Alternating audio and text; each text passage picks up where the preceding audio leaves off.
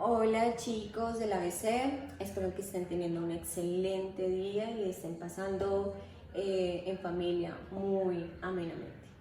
Bueno, esta semana continuamos con nuestras actividades en español, pues vamos a continuar en el tema. Dentro del investigo, pues es responder preguntas acerca de las tipologías textuales, ¿sí? ¿Qué son tipologías textuales? ¿A qué le llamamos texto? ¿Qué debe tener un texto y qué estructuras debe tener un texto? ¿Cómo conocemos los textos argumentativos? ¿Cuáles son esos textos argumentativos? Entonces podemos investigar en internet, hacernos esas preguntas como de qué será un texto, cómo podría yo escribir un texto, qué estructura debería tener un texto. En el construyo, pues es supremamente importante en el momento de construir cualquier tipo de texto que tengan en cuenta los acentos, ¿sí? En las palabras es supremamente importante porque no es lo mismo decir papa a papá, ¿sí? Es importante que hagan uso de los acentos.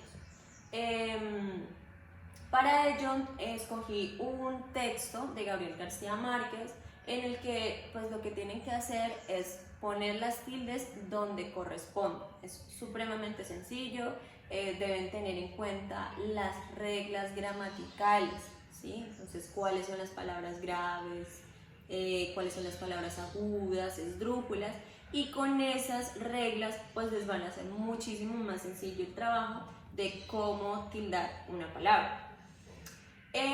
Por último, pues ya son preguntas acerca pues de los textos. ¿Por qué es importante escribir un texto? ¿Para qué a mí me sirve escribir un texto? ¿Sí? ¿Qué es lo más importante que debería tener un texto? Si escribimos un texto, ¿qué es lo primero que pensaríamos que es importante escribir? ¿Sí? Tener claridades acerca de las ideas que queremos expresar a las demás personas.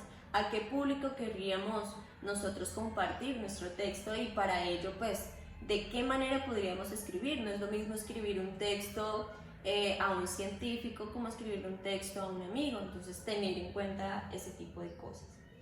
Ya lo que es en el plan lector, continuamos con nuestro libro de hace muchísimo tiempo de Sergio Andriacano. Entonces espero hayan disfrutado muchísimo estos cuentos, son supremamente interesantes, nos transporta totalmente al pasado. Entonces pues es una llamada a la reflexión.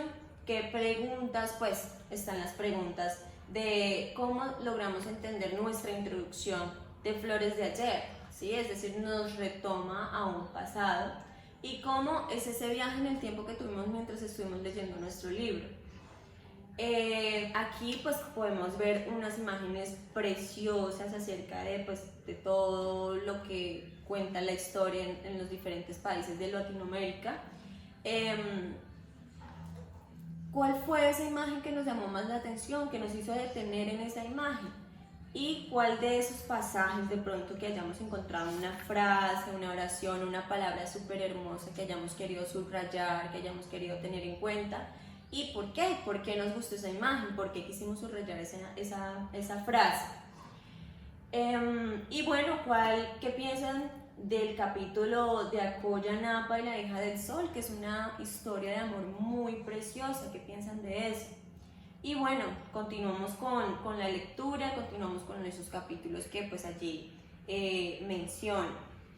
Ya pues los cuentos en familia, pues espero que estén disfrutando muchísimo esos cuentos.